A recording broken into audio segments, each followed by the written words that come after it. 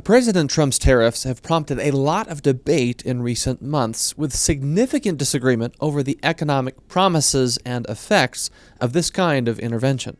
The president is saying there's trillions of dollars worth of investment that the companies who previously directed investment and production overseas is now directing towards America. I don't see much way for tariffs to work out, even if they do revive manufacturing employment, and I don't really understand why reviving manufacturing employment would magically lead to these other things the populists want. On this episode, we sit down with two different experts to give you both sides of the argument over tariffs. Defenders often say that tariffs will restore manufacturing jobs, many of which were traditionally filled by men, whose economic prospects, they argue, have since suffered. The more traditional economic view is that tariffs amount to a tax on American consumers, and that claims of broad benefits are dubious at best. Is there any hope of common ground? This is Defending Ideas. Defending Ideas is a weekly podcast produced by Sutherland Institute. On this show, we are committed to renewing the principles of common sense conservatism, making you a better champion of sound ideas. Welcome back to another episode of Defending Ideas. I'm your host, Nic Dunn, and this week we're diving into the debate over tariffs. You've seen it in the headlines in recent months, and it's been a big point of discussion all across the country, in particular how it affects economic policy that might impact Americans and their economic prospects. And to have this conversation, I'm very excited to be joined once again by Beth Akers, Senior Fellow at the American Enterprise Institute and a contributor for us here in Defending Ideas. Beth, welcome back. Thanks for having me. This is going to be a really fun conversation. I think we've had an unusual amount of disagreement about this issue, even on the right of the political spectrum. So what we've got today are a couple experts that are part of kind of like the leading voices on each of those portions of the debate. So first we have Nic DiPlacido, who's from the American Compass. American Compass has really been a leader in advocating for some of the tariffs that we've seen coming from the White House in the past couple months. And then he'll be arguing why this is good policy, why it helps bring back the manufacturing sector, and why that's a good thing. And then we'll follow up with Scott Winship from the American Enterprise Institute, my colleague. And he's really going to give us more of a traditional or classical economic case against tariffs. That is, pushing against what the Trump administration has been doing. So it's really fun. We get to see where they compare and contrast their positions. And I think the listeners are really going to enjoy this one. Yeah, and I think one of the things that stands out to me about the importance of these kind of conversations, as you said, that there's been a lot of disagreement even on the political right on this issue. And what I'm really excited about this is that I'll admit I come into this being very skeptical of tariffs and kind of the arguments that I've heard about them being beneficial. But, part of what we want to do is we want to, equip our audience to obviously understand these issues in a deeper way and be better equipped to articulate kind of those sound conservative principles. And so, we kind of thought, what better way than let's try and essentially have the best arguments of both sides. Let's steelman, even if it's a perspective that I might initially be skeptical of.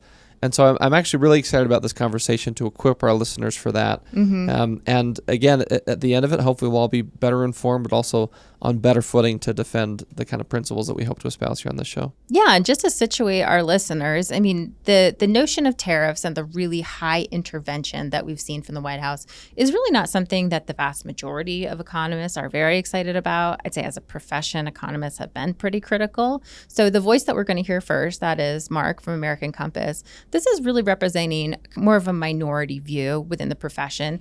But, as we come to at the end, a lot of the principles, or at least the motives for the interventions that they'd like to see, are really not dissimilar from, I think, what's held by a lot of folks on the right.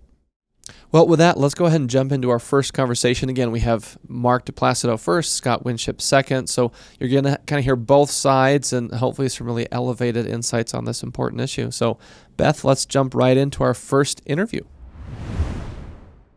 Joining us now in our virtual studio is Nic DiPlacido. He is currently a policy advisor for American Compass, and previously he's worked for the Office of the U.S. Trade Representative during the first Trump administration. He's also worked for the U.S. Senate, for Heritage Foundation. Nic, welcome to Defending Ideas. Great. Thank you for having me. Nic, Beth and I are excited to talk to you because the issue of of tariffs and sort of industrial policy broadly, of course, has been a big topic of debate and discussion recently. And what we wanted to do was really provide a robust kind of steelman version of the different arguments around this issue, just because there is so much discussion and disagreement, which in many ways I actually think is healthy. The fact that we can debate and disagree as a country in many ways is a lost art. And you folks at American Compass have been so great about going in and having these conversations and engaging in good faith to debate and discuss. And so really excited to get your thoughts on this issue. And, Beth and I have talked about how this issue interacts with the issue of men and boys. That's one of the focus areas that we're working on here at Sutherland. And I've seen that in some instances, the issue of tariffs are talked about in the context of trying to revive manufacturing, industries that traditionally were filled predominantly by men, and kind of what the economic impacts have been with those kind of jobs not being as plentiful in the United States. So anyway, that's just kind of a quick flyby of some of the context, but I'll kick things off and would love to just ask, generally speaking, what is kind of the elevator pitch version of, if you will, of the argument in favor of tariffs? Why, in your view, are they an economic policy tool that you think is beneficial?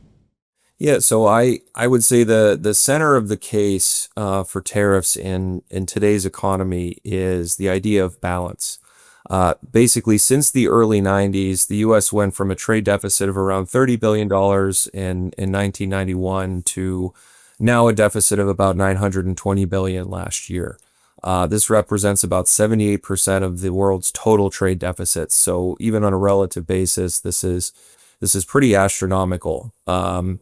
We were told when the U.S. opened its economy to the world, really in the 90s, and then blowing the doors wide open in 2001 when China was let into the World Trade Organization, that America would lose some low value manufacturing, like t-shirts and sneakers and things like that, but would maintain a lot of its advanced technology manufacturing. That is not what happened.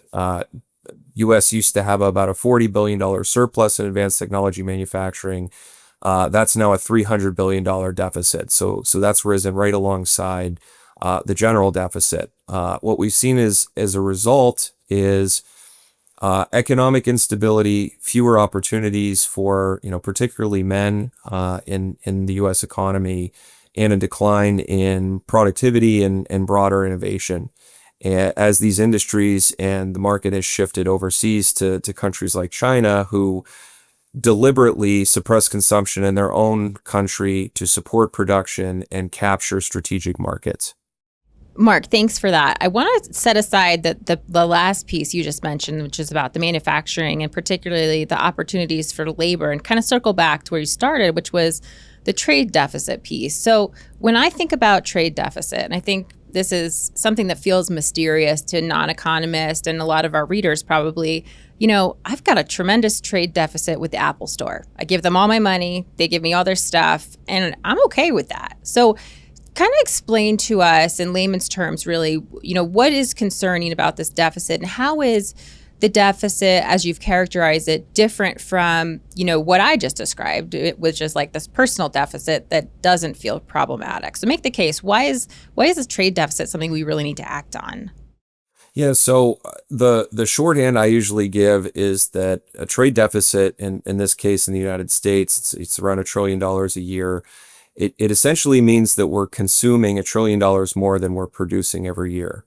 So in order to consume those goods, and you could make a parallel case on the individual level, those goods either have to be put on credit, or the U.S. needs to sell off its assets to pay for those goods. And so in the former case, we're talking about treasuries and bonds and corporate bonds on the debt side, or we're talking about selling off pieces of our corporations, U.S. stocks, real estate, intellectual property, assets that I would also note accrue interest and appreciate over time. So when they're changing hands from American hands to foreign hands, we're essentially losing the ability to pay off our debts in the future. The most people are familiar with the relationship between the budget deficit and the national debt, right? So every year the budget shortfall whatever more we spend than we take in revenue is added to the national debt. The equivalent on the trade side would be our net foreign asset position. And that in recent years has grown to around over $26 trillion now. And that number essentially means that foreign investors and foreign entities own over $26 trillion more in American assets than U.S. citizens own in foreign assets. And I've seen you guys get a lot of pushback on this piece of it. Do you think there's something that, people, analysts, commenters are kind of missing about this that you all are getting right? Yeah, I think that there's a lot of people who have benefited a lot from the shift in our economy to more financialization and more management of wealth and services that naturally results from an increased trade deficit, right? So in economic terms, the current account, which is the trade side, the exchange of goods and services, has to balance with the capital account, which deals with the transaction of actual currency. And so when Americans spend more on goods and services, that money has to come back into the U.S. economy in some way. And so the people who manage those asset purchases, they still do pretty well, and it also inflates the value of our assets. It allows the government to spend more money, and it increases asset prices like real estate and stocks. I note that the stock market now, the price to earnings ratio is skyrocketed from a previous average of around 15 to now, in some cases, 34-35%, or 34-35 times earnings. You start to take a step back, and everything might look fine and might look calm at the moment, but there's a real question as to whether we're sitting on a giant bubble that's going to come due when the iPhone, hypothetically, that the individual bought from the Apple store on credit, when the payment comes due, essentially. Yeah. That makes sense. So, of course, there's naturally winners and losers, and it makes sense. People sometimes only see their own piece of this. Let's shift over to another place where I think there's an important conversation about winners and losers, and that's, in this return of the manufacturing sector. I think this is an idea that's really nostalgic for a lot of Americans. This idea that, we've lost this sector of employment that people felt good about. Particularly, a lot of men went into these industries, and I think that, there is a discontent with the loss of that sort of opportunity. So talk a bit more about how realistic it is that, tariff policy, or really, correcting the trade deficit as you've characterized it, like what is the promise here? Like what does it look like to bring manufacturing back to the U.S.? So by definition, what the closing of the trade deficit should do, right, is reestablish a trade system where goods and services are once again exchanged for goods and services instead of being exchanged for in this case, U.S. assets. And so that increased demand, either from, foreign markets who will have to adjust against these tariffs, or domestically, where we have an extra $1 trillion in demand that's not being met by our current market, in excess of what we're able to purchase from other countries. That increased demand should flow back to our manufacturing sector. I think what's important to point out is that these were the results of a number of policy decisions that were made since the early 90s, and in some cases even earlier, to allow our manufacturing to flow overseas. I think when a lot of people, it might sound nostalgic, because I think Americans have always equated American greatness and American strength with our production capacity. If we think to World War II and even the Cold War, it was our industrial base that allowed us to secure victories in both of those conflicts. The needs, at least on the defensive side, really haven't changed. And I'd argue that even on a basic manufacturing side, though we have this digital world that's mapped on top of our economy now, the physical world does still matter.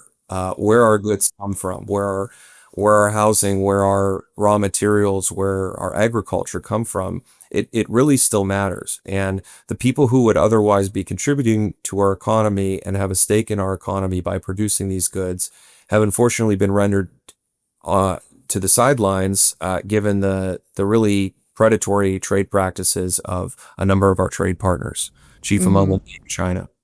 Yeah. So I think to this point, we've kind of stayed in the theoretical, but we know that there's been a lot of on-the-ground changes that have happened in trade policy since President Trump took office again. And we saw a pretty aggressive approach to putting in place very high or even unprecedentedly high tariffs. And so I wonder if you could comment on the approach that's been used and how you think it compares to, this theoretical ideal that you're describing and the potential that has. Sure. I think it's important to note that there are, basic political realities that the president has to take into account when he's putting these policies into place. I think, first and foremost, he has 4 years to really make a transformational change of our economy, and there are a lot of latent factors that are going to cause headwinds to that kind of change. Chief among them being, like I mentioned earlier, there are many winners in the current system that are going to be, oppose extremely any change in direction. Second, I think there's an incentive on the front end to signal to industry that this change is going to be permanent and the time to invest here is right now.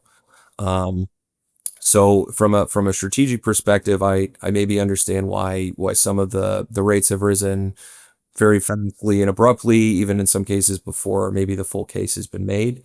I would say now that the dust is kind of settled after the first 100 days, and we've seen sort of what has landed as more permanent policy and what has remained sort of a piece of negotiations going forward. Where we've ended up is basically a 10% baseline tariff. That's something my organization has been supportive of for a long time, with higher rates on China and higher rates on certain sectors that are fundamental to the American industrial base.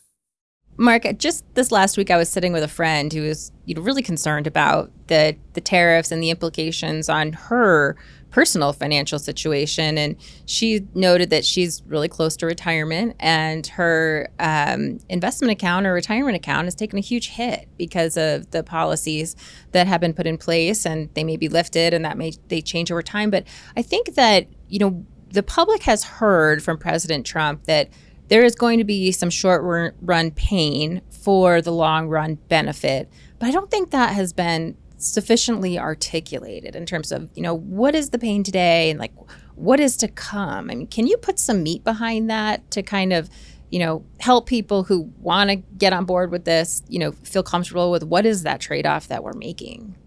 Yeah, I think that's certainly likely to be the case. That, in my view, policymakers have really rode our country and our economy in the wrong direction for about 30 years now, and it is going to be a challenge to sort of reroute that ship without losing people over the side or causing severe disruptions to people's lives. I think what I would argue is that we need to start analyzing the economy and the metrics of thriving and success and flourishing in a different way than simply, GDP per capita or some broad-based number that doesn't look below the surface to see, how that growth is being distributed, how it's ensuring that people can start the kind of secure lives that are promised by the American dream,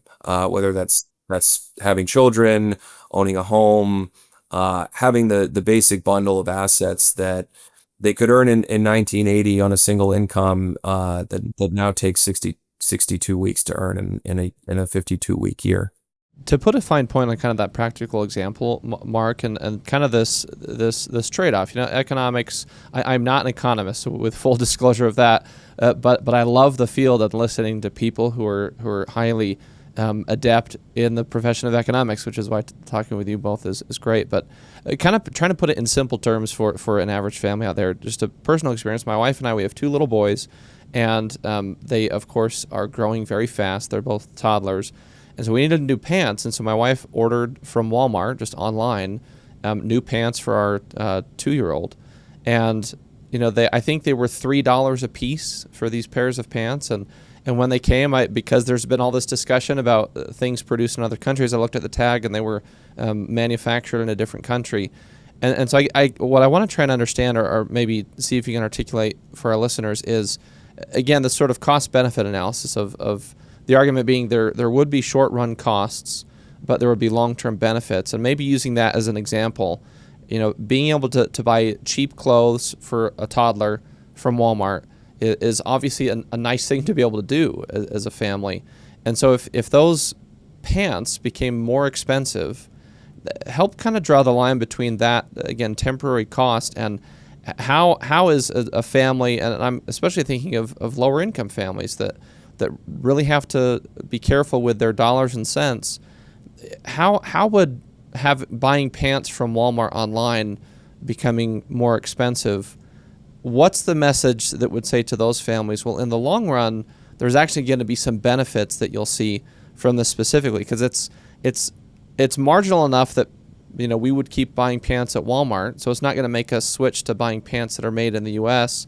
And if we did, presumably it wouldn't be $3; it'd be $15 or $20. I don't know what the numbers would be, but just help kind of draw that connection of specific things that we buy now, that being able to buy goods that are very affordable is obviously a great thing, especially for low-income families. But what's the promise, if you will, of spending a little bit more on these products now is going to have some kind of benefit in the mid or long term in the future? Yeah. So as these tariffs and the other policies that the current administration is pursuing take effect, we should see increase as manufacturing production increases in this country. We're already seeing a great amount of investment into that. The president is saying there's trillions of dollars worth of investment that the companies who previously directed investment and production overseas is now directing towards America. And so we should see on the other side, looking at the American people, not just as consumers, but as producers, increases in wages and increases in the types of job opportunities that really support families and provide more stability. So maybe instead of, the basket of goods that low income family might have remaining at that same low price, you see a raise in the husband's income, or better hours offered by the kinds of jobs that are available in his community to make sure he can get home to have dinner with his kids, or maybe better healthcare benefits at a lower cost. More of the breakdown in the economy will start going towards the production of these goods and services, and away from sort of more money that's actually filtered through the government, right? And I would compare it to sort of the Biden economy as a proxy for what we're trying to move away from. If you look at the jobs numbers during the Biden administration, the top line numbers remain very low, but they were supported by these trillions of dollars in deficit spending that fueled the wider inflation that everybody felt so much pain from. If more people are drawn into the labor force, and this would happen because more demand would go towards the production of goods and services and away from American assets and debt, right? More of those people would be drawn off of the sidelines.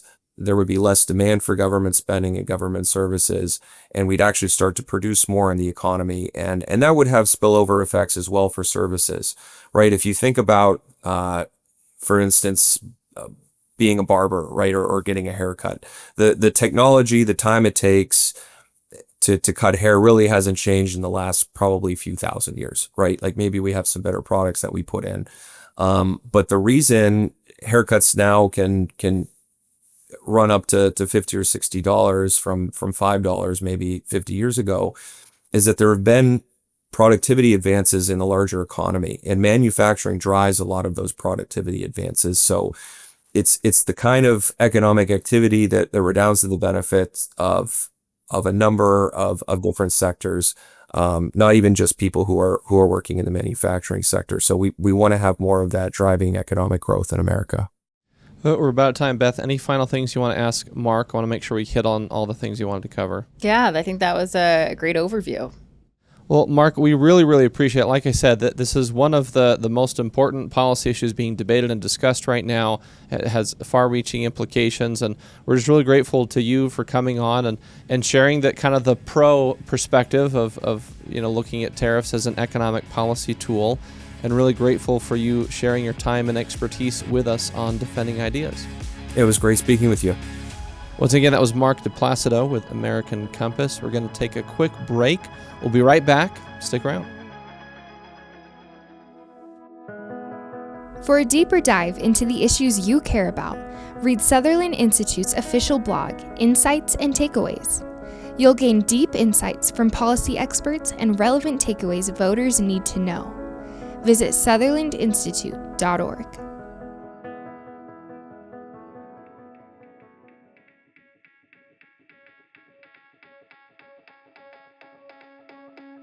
Welcome back to Defending Ideas. I'm Nic Dunn, and joined once again by Beth Akers in our studio here. We're going to continue our conversation about tariffs and industrial policy and manufacturing jobs, and get a different perspective than we just heard from Mark over at American Compass. But before we dive in, I want to remind you, if you like what you're hearing today, if you're enjoying this episode, please subscribe to Defending Ideas wherever you like to get your podcasts, Apple, Spotify. If you like to watch on YouTube, you can visit defendingideas.org to find all of that and more. And if you're watching on YouTube, click the little subscribe button in the corner so you get notified each time a new episode drops, which is every Tuesday morning. Again, defendingideas.org for that and much more. I'm very pleased to be joined in our virtual studio now by Scott Winship.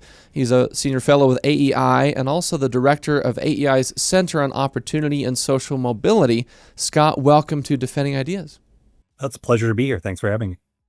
Beth and I are excited to talk to you because as we've been getting into this discussion about tariffs and industrial policy more broadly, one of the key arguments that's been made, and we heard this a little bit from Mark in the first segment of this episode, is that there has kind of been a hollowing out, the argument goes, of good middle-class jobs, in particular manufacturing jobs that traditionally were filled largely by men. And so one of the arguments that folks like Mark and others make for tariffs is that if we can use that as sort of a leverage point to bring back or reshore some of these jobs, in particular in manufacturing, it will create more economic opportunity. And so anyway, that's kind of the broader context, but we would love to start off I would love to hear just your sort of broad take on the tariff issue overall. Where do you fall on this issue? Yeah, I think, the best case, I think, that can be made for thinking that tariffs are going to do some of the good that national conservatives and populists, the Trump administration, folks like American Compass, the best case scenario for them is that the way tariffs work is they make imports from China and from other places more expensive. By doing that, they reduce domestic demand for those imports among Americans. Therefore, American-made manufactured products become relatively cheaper than imports. And that sparks a manufacturing renaissance, which then somehow leads to a bunch of other good things that populists like. In the past, I've sort of characterized this as being a kind of underpants gnome argument, which raises a lot of eyebrows to people who are not South Park fans. Yes, let's get an explanation for that one, Scott. I've watched South Park in my younger years, but I don't remember that reference, so please. So classic episode, one of the characters is convinced and tells everybody that at night there are these gnomes that come into his bedroom and steal his underpants, and nobody believes him. And at some point in the episode, they flip the light on in the middle of the night and they catch the underpants gnomes red-handed stealing his undergarments. And And then, of course, the logical question is, what are you guys doing? And they have a handy chart which says, step 1, collect underpants. Step 2, question marks. Step 3, profit.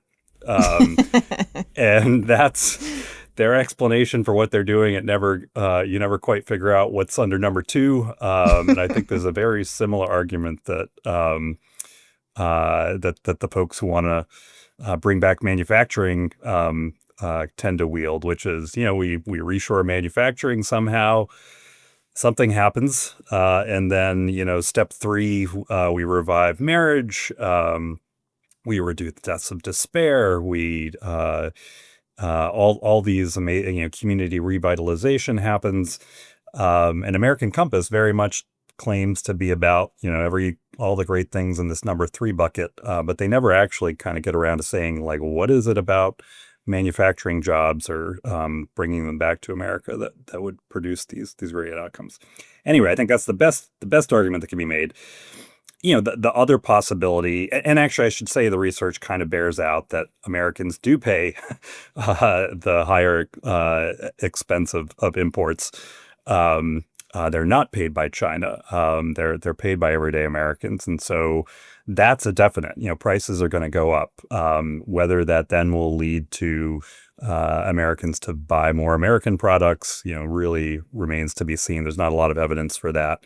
In fact, there's evidence that because so many of our imports are actually purchased by American businesses, including manufacturers, to produce other things, that it increases, the tariffs will increase their cost of doing business. That's going to make it harder for them to, that's going to increase the cost of their own goods that they're producing. It's going to be harder to hire American workers if their own business costs are higher. That's all the best case. The other potential explanation is that China pays the tariffs. But if China pays the tariffs, then essentially you don't see this revival of American manufacturing because Americans continue to buy cheap imports. Also, you don't raise all the revenue that the Trump administration likes to say will be a benefit of these tariffs either. If China is just going to eat the cost of these tariffs and keep their prices low, then you don't see a corresponding increase in revenue on the American side. So I don't see much way for tariffs to work out, even if they do revive manufacturing employment, and I don't really understand why reviving manufacturing employment would magically lead to these other things the populists want. Well, Scott, why don't you talk a little bit more about that? I mean, you specialize in understanding social mobility and economic opportunity in the American economy, and people see manufacturing as this engine for mobility, this opportunity, something that people felt good about when it comes to the labor market. So, you seem skeptical that we could make that happen, but even if we did, I mean, is that the right approach to, moving America forward, making Americans better off, like creating more opportunity? Yeah, I mean, I think so. The way I think that you get more manufacturing employment is if you convince more Americans that they should buy American-made products. Those are going to be more expensive than buying imports. So what's the trade-off for Americans if they're buying more American-made manufactured goods at higher prices? It means they've got less money in their pockets for all the things that we've tended to buy as we've gotten richer as a country. And that's generally services, includes things like childcare, so that which has enabled a lot more women to have more opportunities. It includes things like healthcare, which has led to increases in our lifespans and better health generally. So Americans are going to have to give some of that up if we want to have more people working in manufacturing jobs. The other kind of problem with this formula is that even if we were able to reshore those jobs, they're not going to go back to the places where they used to be. There's a couple different things that's happened over the last 50 years. In addition to globalization, there's been increased automation, which has reduced manufacturing employment probably by a lot more than trade has. That's going to continue apace with artificial intelligence and other technological change. And the other thing that's happened is that employment within the United States in manufacturing has tended to move to the South and to the West and away from the old industrial Northeast and Midwest. And for all the reasons that they moved in the first place, were we able to reshore this stuff, it would sort of tend to go back to those locations too. The other thing is that, the manufacturing jobs that we have offshored tend to be the worst paying ones, the sort of least skill ones. I don't think a lot of us want to return to textile sweatshops, that we had in New York City in the 19th century. So the jobs that would come back are not necessarily going to be all that attractive relative to the employment gains that we've seen. I think there's a lot of widespread misunderstanding about wage trends as well, and people have this sense that wages were so much higher 50 years ago than they are today, and that's just not true. Yeah. Speak to that. Yeah, that's just not true at all. Wage growth was astoundingly high from World War II, through the 1950s and 1960s, and then it slowed in rich countries around the world, including the United States. But it generally continued going up, in particular in the 1990s and in the 2010s. So today, both for men and women, wages are essentially at their all-time high. And would they be higher still if somehow we'd retained all those manufacturing jobs? It's not the other things that would have changed for us to keep all of those manufacturing jobs, just make it a completely different counterfactual, the higher prices that we would have to pay, the reduced opportunities for women to work because of the expansion in the service sector. People tend to have this rosy view of the past, and they're misinformed about the present. But we would not be better off having the less skilled manufacturing jobs that have gone overseas come back. Yeah. Scott, can you talk about this other issue we often hear in motivating tariff policy that we're seeing out of the White House today, and that's trade deficit? This idea that we are importing more than we're exporting, kind of just as a description of quite literally what's happening. But there is a sense that this creates some sort of deterioration of American economy. I wonder if you could comment on that. Is that something that you feel is worth concern over and justifies the sort of intervention? It's really a misunderstood idea. So yes, we have a trade deficit. We buy more imports than other countries buy our exports. That deficit sounds like a bad word. It's negative. Negative things are bad. Right. But it really isn't. I mean, what it means is essentially because we buy more imports, other countries end up with American dollars. They've got to do something with those dollars. And what they tend to do is they tend to invest in the United States, both in the private sector, which includes businesses, it includes real estate, or they buy up government debt, and that is a big part of what other countries have been doing. A lot of people seize on that to say like, oh, we are forced as Americans to increase our government debt because of the trade deficit. Right. But that's totally misunderstanding things. Nobody is pointing a gun to the American people or to members of Congress or to U.S. presidents and saying like, what can we do? We've got this trade deficit. All we can do is increase our budget deficits and spend more than we're taking in. That's a choice that we make as a country. We Social Security and Medicare just are underfinanced relative to the commitments that we've made, and those and other healthcare programs drive these big budget deficits that we have. The rest of the world helps us pay for that, but if we were to balance the budget somehow in the next 10 years, which would be a remarkable feat, that is not going to happen. But if we did, these other countries would still need to do something with American dollars, and that might be more investment in private American companies. It might be that they actually would purchase more of our exports at that point. But either way, the country benefits in one way or another. a trade deficit is like the first order relationship there is that, I'm an American, somebody overseas is selling something that I want. I get to buy it for less than I otherwise would, and they get American dollars, and both sides win. The people that get the American dollars, they wouldn't make the trade if they weren't winning, so they can do things with these American dollars. And then what happens after that, kind of how it ends up in foreign banks versus American banks is kind of all a second order set of transactions that happens. But there's nothing bad about a trade deficit, and it could go on forever, and that could be to the benefit of all parties. Yeah. Scott, can I ask you a question? It's actually the same question I posed to Mark in the first half of the show. On that point of, sort of the cost differential that might come with tariffs and what effect it has on consumer purchasing.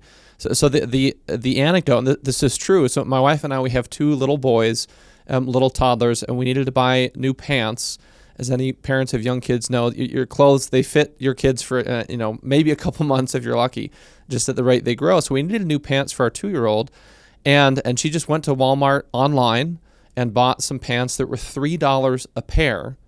And so amazingly cheap. They worked great. And again, they're not going to last long because he's 2. But it was they came in the mail, and it was in the height of this tariff debate. So I pulled them open and looked at the tag. I think they were made in Malaysia or something like that. And so I posed this question to Mark. Say, we just bought some really cheap pants. It's great to be able to buy clothes for our boys at a really low price point. If tariffs are in place, and even if it's just the 10% across the board, I mean, 10% on a $3 pair of pants is, of course, marginal. But one, that's nowhere near enough to impact our purchasing decisions. Like, we're still going to buy those pants. And even if it were high enough to sort of incentivize us to buy pants made in the U.S., or to sort of incentivize those pants to then become made in the U.S., I don't know. I assume we're talking $15 or $20 for a pair of toddler pants that are going to be worn out or too small in a few months. I was just trying to sort of ask him if that's a very practical experience that families are facing, that this thing that I buy that is cheap and serves my needs is going to become more expensive. How is that sort of good for us, for Americans, for folks looking for jobs? I would kind of pose that question to you and say, how would you respond to those people saying, well, hang on, these products are going to be more expensive? The pro-tariff crowd says that's a good thing because, and it was kind of what you said, sort of the step 2 is missing, but step 3 is, well, we're going to have more manufacturing jobs. You're all going to be making more money. So it kind of was almost this argument of there, and Mark, to his credit, acknowledged there will be short-term costs for tariffs. He's arguing there will be long-term gains. I would just love to hear how you would respond to that same anecdote through that lens. Yeah, I mean, I think the real answer, Nick, is your family should be making all of your clothes yourselves, right? Like not purchasing them. This is not the way we used to do it as hardy Americans. You should be making the new pants for your. If we're going to go back, we might as well go way back, right? That's right. Exactly. Yeah, make it all great again. No, it really is sort of a mystery. I mean, on the one hand, if there were some kind of consensus among Americans that we were all willing to pay quite a bit more, as you say, we're not talking about a small amount difference. If we were willing to pay quite a bit more for basic things like clothes and food that we import, because we value manufacturing jobs and we want to bring those back, then at least that's a trade-off we'd be explicitly making, and we'd live with the results, I guess. But, very clearly, what Americans prefer is to be able to have cheap and affordable stuff so that we can buy other things on top of it as well. Services are a lot more expensive than goods are. And across the rich world, as countries get richer, they tend to buy fewer goods and they buy more services. So that's what we've benefited from by engaging in international trade. Yeah, it baffles me, the idea that, well, this Christmas your daughters can have $2 instead of 10 or whatever. It's sort of this view. There was a good Substack on this. I'm forgetting the author, but the point of it was, there's this view that the past was better because it was worse. like when we could only afford 2 dolls. Those were the good old days. And when we couldn't afford all the amazing healthcare that we have today, and we couldn't afford to send a second worker into the workforce because childcare was expensive, and those were really the good old days. Doesn't make a lot of sense. Well, let's take a little bit of a positive turn here. So, Scott, I mean, you've made pretty clear you're very skeptical of tariffs as being this pro-opportunity, supporting of the middle class kind of policy. If what we care about or what our listeners care about is making sure that there's opportunity for Americans, regardless of their level of education, that people can take care of their families, what are the policies that we should be advocating for? Yeah, it's a great question. I'll take the opportunity to say one thing that I meant to say earlier, which is that it's one thing I think for any of us to have to pay a little bit more on the dollar, to go to Walmart and buy clothes for kids. It's a very, very different proposition for people who are low income and who don't have discretionary income and who are living on a tight monthly budget. For them, like, increases in the expense of things that would seem relatively small to us are a very big deal. And so I do think maintaining the availability of cheaper goods is extremely important for those folks. Beyond that, I think a lot of what we've tried to argue at the Center on Opportunity and Social Mobility, which I direct, is that kind of the issue of reducing poverty and increasing living standards is probably a little bit different than the idea of increasing upward mobility out of poverty for poor kids. If all we cared about was raising people above a relatively arbitrary threshold of need, then, the best way to solve that problem is to give people more money. Just cut people checks, increase, turn the child tax credit to a child allowance. What could go wrong? And of course, we have this very strong view that there are a lot of things that could go wrong, actually, because when people get money without strings attached to it, they react in different ways. They're less likely to work and to save and to invest in themselves.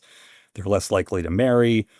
And those are things that actually will hurt their kids' upward mobility. So even as we maybe are lifting people above poverty, we're making it harder for their kids to be into the middle class when they're adults. They're less likely to have two parents. They're less likely to see role models who are working every day. So I think the kind of policies that you want to focus on if you want to increase upward mobility out of poverty are quite different. And there, I think they involve a lot of education. Beth, I think you would have much smarter things to say about this than myself. Higher ed for sure. But I would argue, kids enter kindergarten with these vast disparities in terms of what they know, how prepared to learn that they are.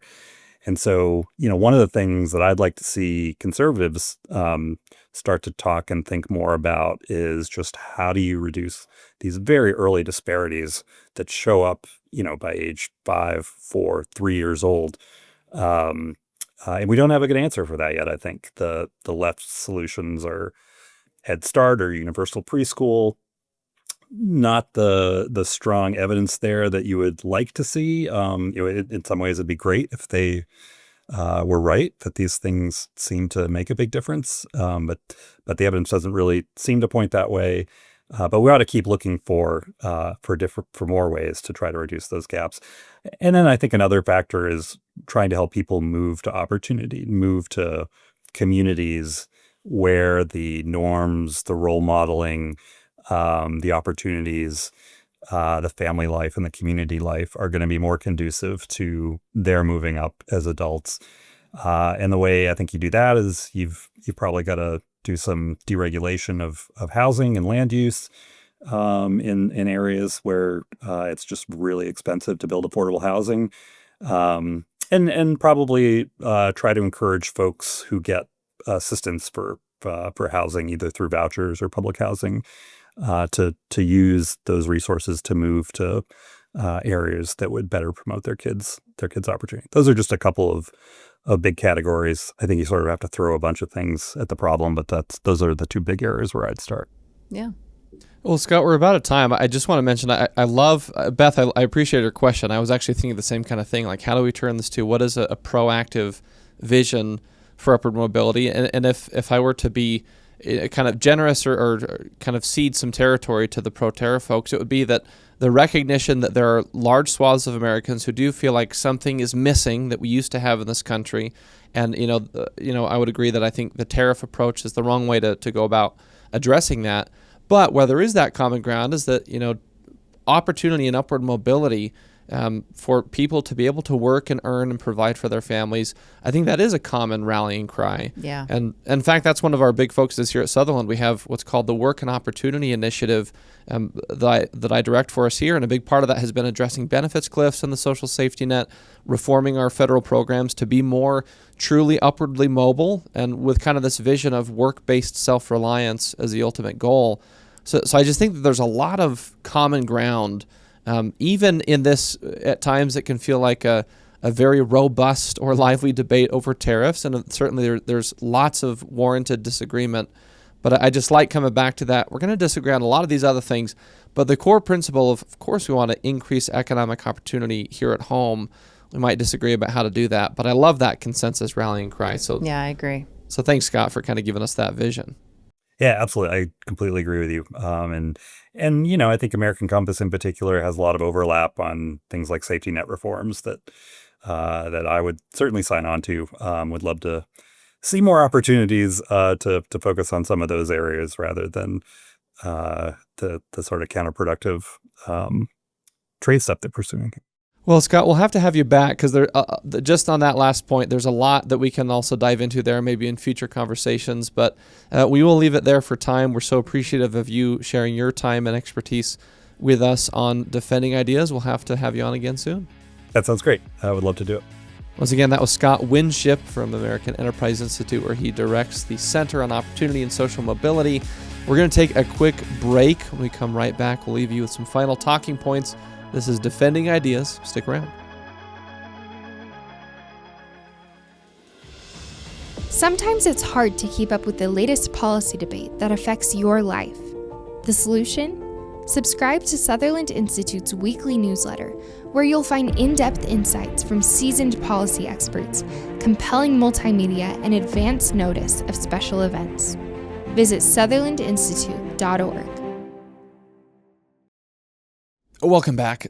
First, I want to really express gratitude to Mark and Scott, and of course Beth, for being with us, but coming on and having conversation where there is some disagreement on this issue and being willing to sort of, in Mark's case, air a position that, again, I was a little skeptical of, but I really appreciate that kind of constructive dialogue from both of them, from everyone involved. I think that's really important for this issue and many others.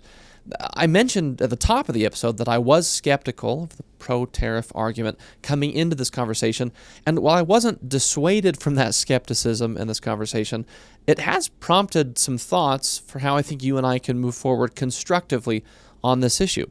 So if you're discussing this issue with someone, and if it just seems like you can't agree, say if you're like me and that you're not persuaded that tariffs would actually lead to the kind of economic security for the middle class that would be desirable, here's an idea for how to proceed. I would start by trying to really lean into where there is common ground, focused on the core objective. In particular, there is actually some broad recognition that improving the economic prospects of American middle-class families is a shared goal, and the desire to ensure they have access to good-paying jobs that equip them to provide for their kids is sound, and I think it's universally shared.